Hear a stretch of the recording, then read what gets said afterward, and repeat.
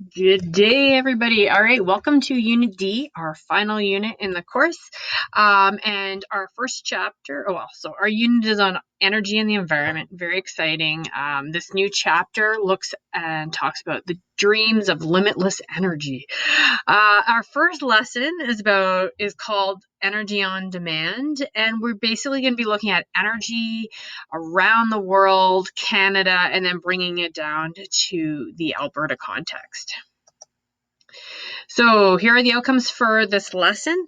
So I'm just going to point out a couple things here in these outcomes. So we're going to be looking at energy consumption, and we're going to be comparing it, and we're going to be looking at how it has changed over history, recent history, and we're also going to look at the exponential growth of this energy consumption.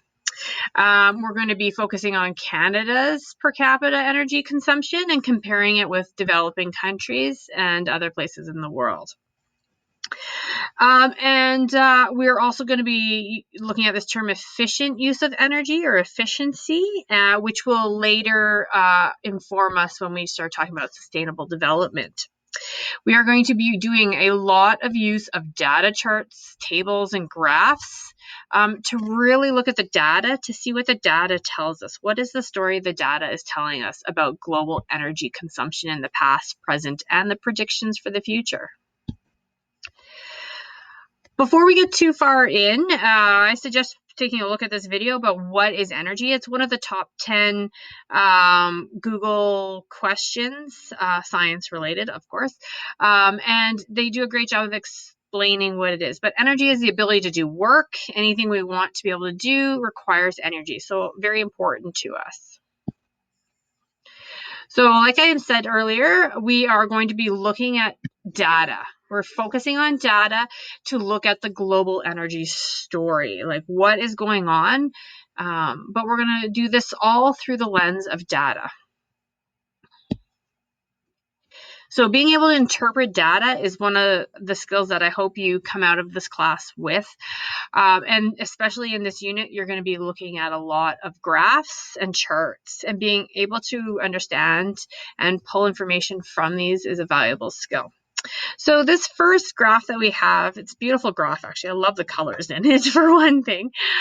This is showing the global energy use or consumption, but not just how it's changing over time, but also by source. And what do they mean by source?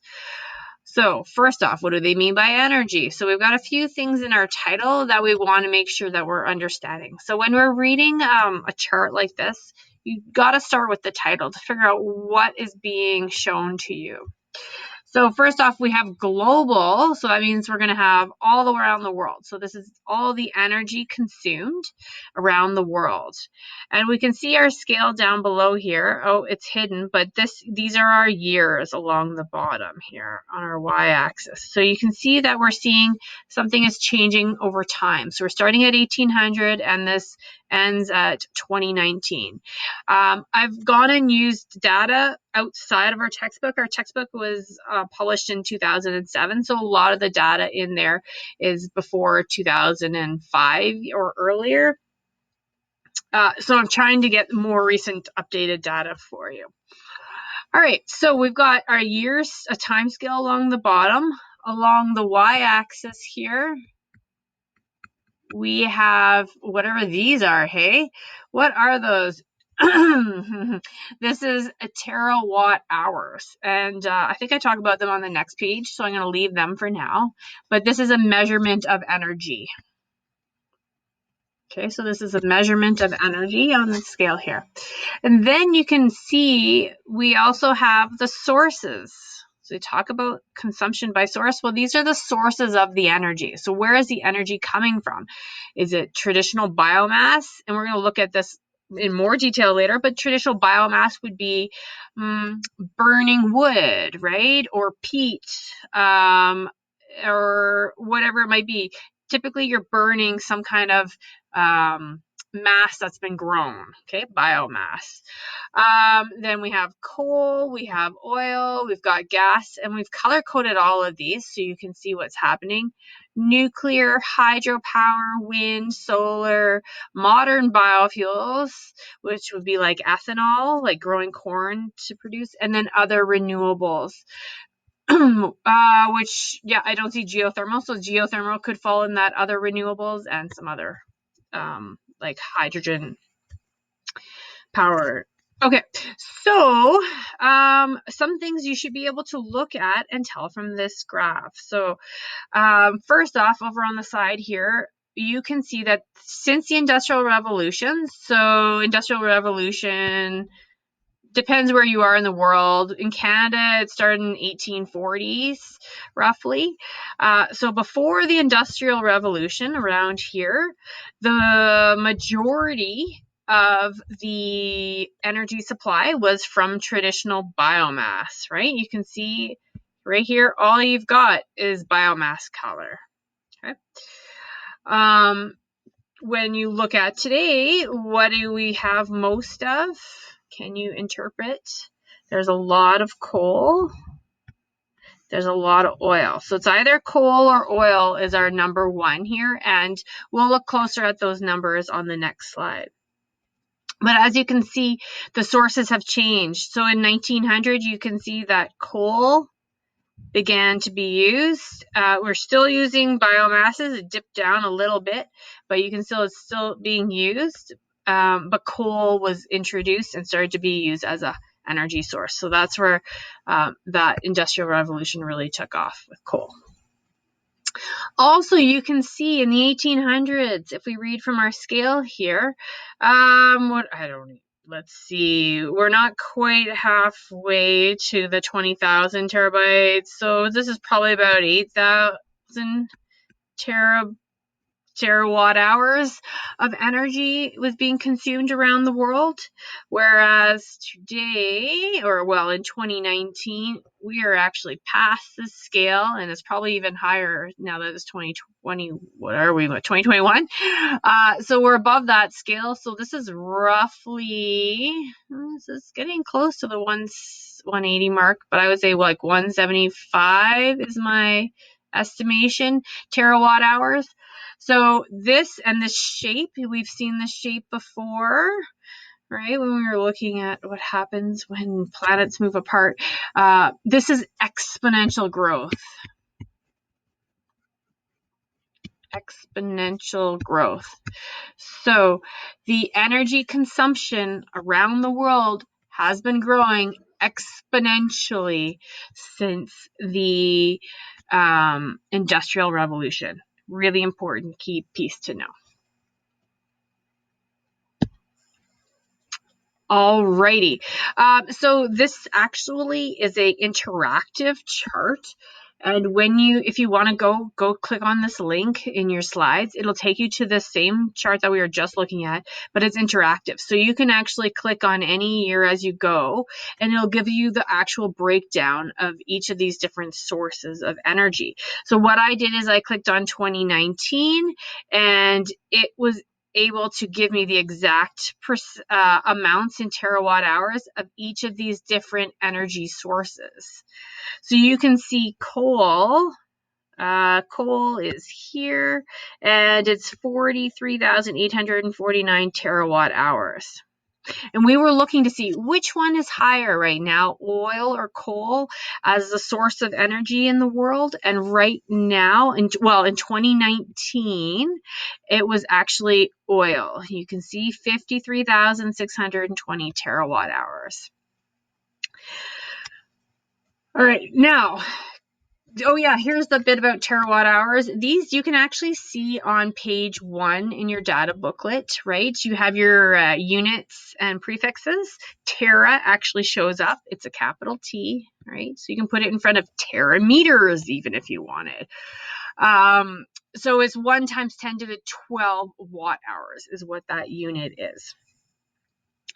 So a question you might see for a chart like this: what's the source for what was the source for most of the world's energy in 2019? And the answer in this case would have been oil.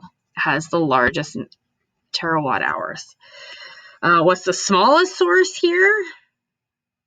Pause and see if you got it. and it's the modern biofuels. Okay, now note this, because this is really important. We are right now looking at the sum of all the energy used. Okay, we're talking about all energy used for electricity, transportation, and heating. We're going to narrow this down eventually and just look at electricity sources, but it's important to see there's more than just electricity. Anytime you're talking about electricity, you're leaving out the energy of transportation. So you're talking about cars, trucks, boats, all that. That's a huge amount. And most of that is fossil fuels.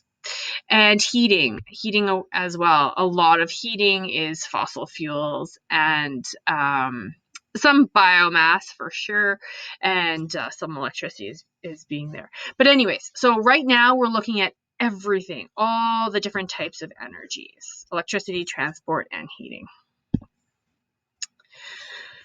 So where do people consume the most energy? And we are looking at this as a per capita. That's a term you need to understand. Per capita means for each person. So if you take that country's all their energy use and divide it by their population. So you take the country energy use totals and divide it by the population number, right? And that'll give you your per capita energy use. So as you can see with these kind of charts, I love these. They're very visual. You can tell right away, if you're looking at here, the dark countries stand out, right? These dark countries are standing out at you. They're popping out. And why are they popping out? What is so similar about them? Well, these are all the highest energy consumers per capita in the world. And we, being in Canada, are included in that group. So the largest energy consumers include Iceland, Norway, Canada, United States, and wealthy nations in the Middle East like Oman, Saudi Arabia, and Qatar. The average person in these countries consumes more than 100 times more than the average person in some of the poorest countries. So we're talking about poorest countries. Well, we know there's a lot of poor countries here, and you can see that their energy use per capita can be almost nil, but it's up to 1,000 kilowatt hours compared to our over 100,000 kilowatt hours. All right. What else do I want to say? Oh, yeah. So basically, the darker the region, the more energy they're consuming per capita. All right. So let's take another look at some other charts here and see what kind of story these charts tell us. So in this first chart, we have a pie graph.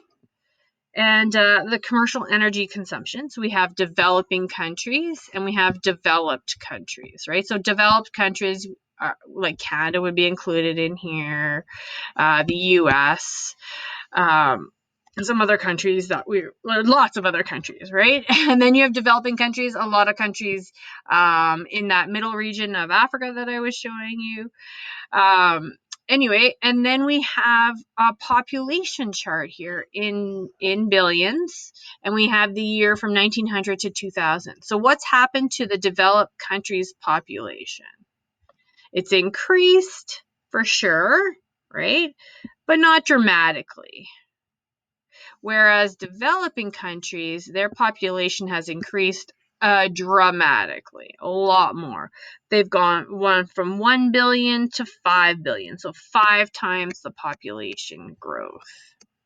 Whereas this has gone from 500 million to 1 billion and a bit, so it's like maybe 2 times the population growth, doubled.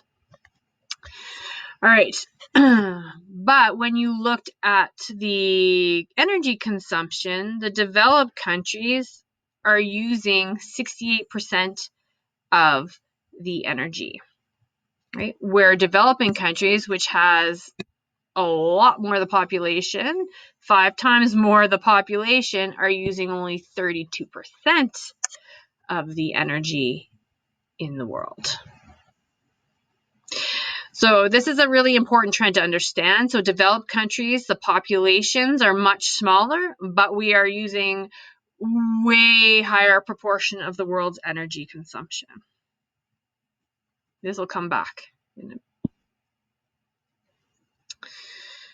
All right, so another graph for us, a chart for us to look at. This is the annual change in primary energy consumption. So energy consumption is rising in many countries where incomes are rising quickly and the population is growing.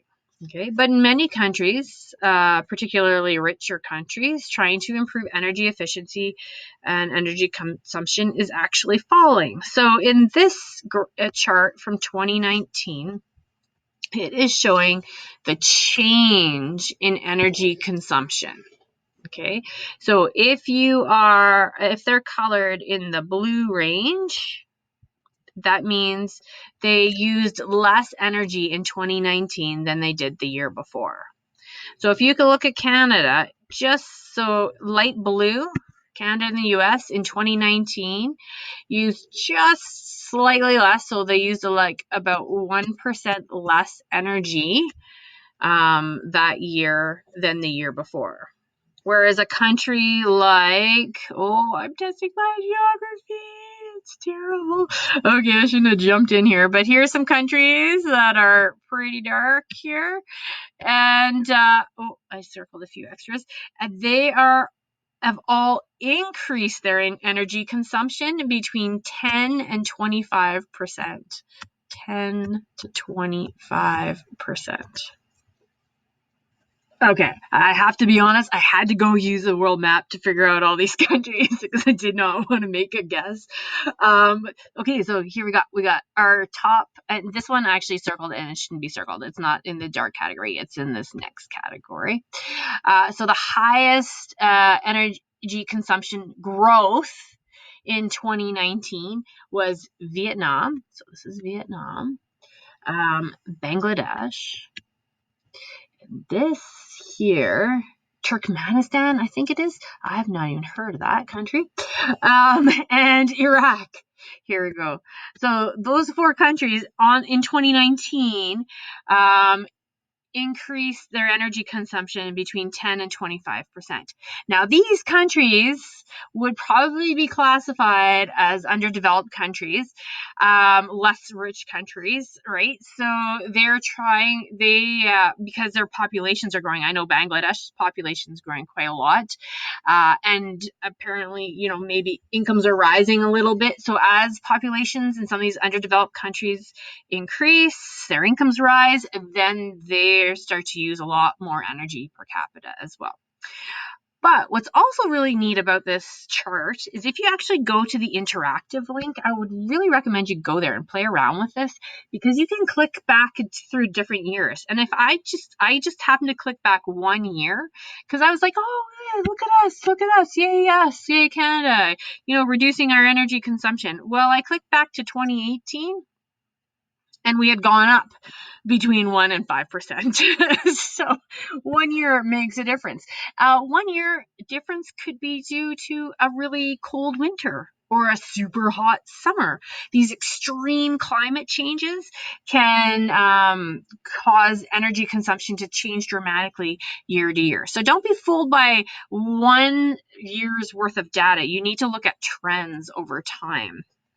Because North America is not looking so hot now. And a whole bunch of other countries start to pop out and jump into the picture now too, right? Yeah. Anyway, I highly suggest going and checking out that interactive. It's pretty cool. All right, so up until this point, we've talked about energy in general, and now I'm going to bring it down and just look at electricity, okay? So we're talking about per capita of electricity consumption. This data is for 2020, so that's pretty recent. Like, it's impressive to find really recent data like this. Okay, so we are not looking now at transportation or heating anymore. I mean, a lot of people do use electricity for heating purposes, but and that's included. So it's just electricity now. So this chart here, again, is a per capita chart. And again, very similar to what we are seeing with energy, that the largest producers, Iceland, Norway, Sweden, and Canada, we are generating 100 times as much electricity as some of the smallest countries' generations. Okay. Some of these poorest countries in the world, people consume very little electricity, if at all any. They may not have electricity sources to their house or to their towns, so they may use less than 100 watt hours per person. Whereas in Canada, our numbers we're even higher than the US. We are up here in this range here. We are using greater than 55,000 kilowatt hours per person in Canada. That only compares with a very few other countries.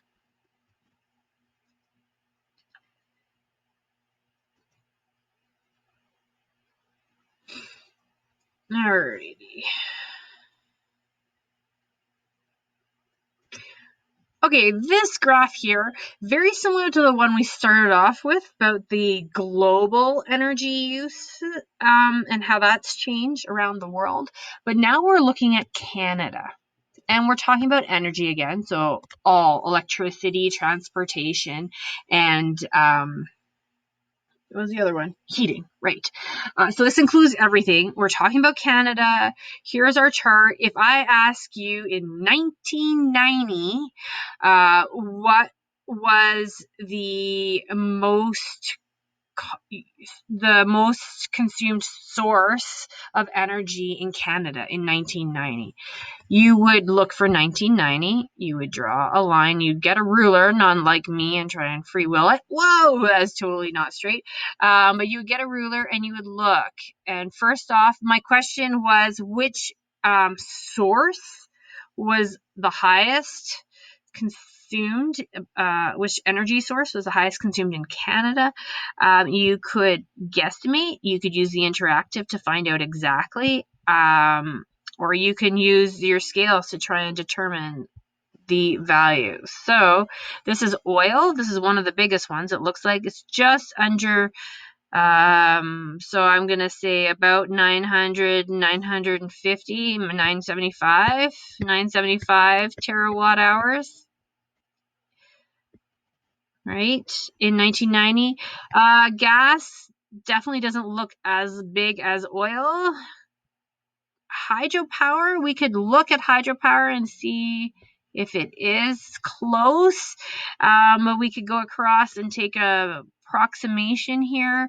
This is going to be approximately, let's say, 2100 terabytes, and then if I go across here just under the line, I'm going to say 2900. If we subtract these two, that's about 800 terawatt hours. So oil still probably wins out. So in 1990, oil was the highest source of energy in Canada used. And then I would probably say hydropower is second and gas was third. In 2019, I actually took a picture of using the interactive chart and got my data from that interactive chart so I could see what the actual numbers were. And in 2019, you can see that oil just beats out natural gas, as the number one source for energy consumed in Canada. So oil is number one here for all energy in Canada in 2019, which is very close to current day, and probably wouldn't imagine it has changed all that dramatically. Now, the last slide was energy, and now we're focusing on electricity in Canada. And you'll see there's a big change here, right? If we're just looking at electricity right off the bat for Canada, what is our main source of electricity in Canada? Like, we can look at the 2020 numbers here. Pause and see if you can tell. And hopefully you pause and you check this out to read this, but the largest source of electricity in Canada for electricity is hydropower. So that's using water and dams, and we will explore that in more detail later. Yeah, so hydropower, largest one if we're just looking at electricity in 2020.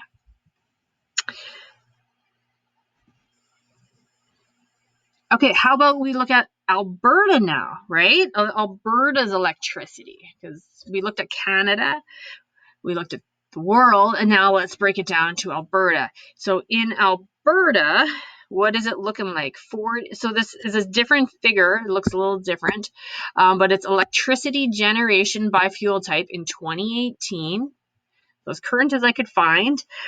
And the largest source of electricity generation in Alberta is through natural gas.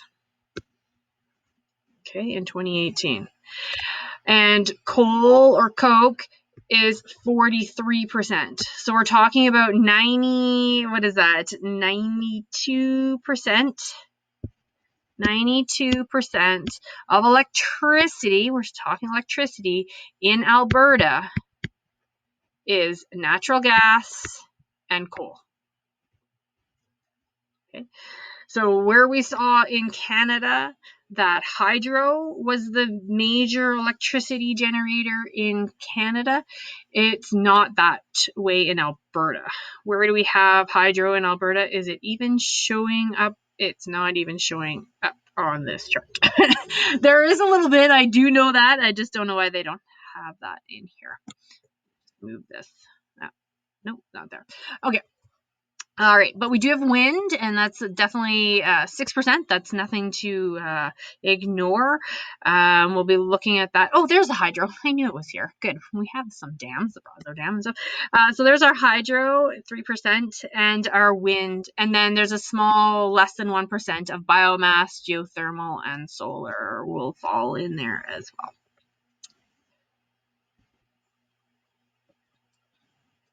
All right, I just wanted to point out, we talked about global energy demand being high for energy and increasing exponentially, and part of that is due to the world's population is also growing exponentially, as you can see here.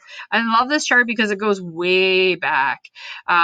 So this goes back over the last 12,000 years to look at the human population to see what has happened, and you're seeing a population here of 4 million in 10,000 BC.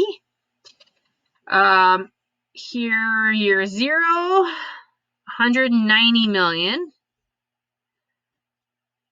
Then you can just see how quickly it jumps. And this helps you figure out the actual years over on the side. So basically, 1700, you got a bit of a jump here for sure. But once you hit that 1800 mark, it is just like they're not quite at 1 billion in 1800. And then you've already doubled to 2 billion by 1928. Doubled again to 4 billion the year I was born, 1975. 4 billion. And we're about to double again. They estimate in 2023 we're going to get to 8 billion. Okay, so it'll have taken from 1975 to 2023. So my lifetime to double our population. Whereas it took, I don't even know how long to get to the 1 billion. It took us until like just after 1800 to get to 1 billion. Unbelievable amount of population growth. You can look at the current world population. There's lots of population calculators online, quite interesting. So on May 20th, 21st, 2021, I saw that the population was 7,867,000. Quite interesting. So we're getting close to that 8 billion mark. So not only does population lead to our global energy demand increase, this video also explains how this energy demand is happening globally. A very good video to watch. Climate also has a factor in why our energy demands are higher.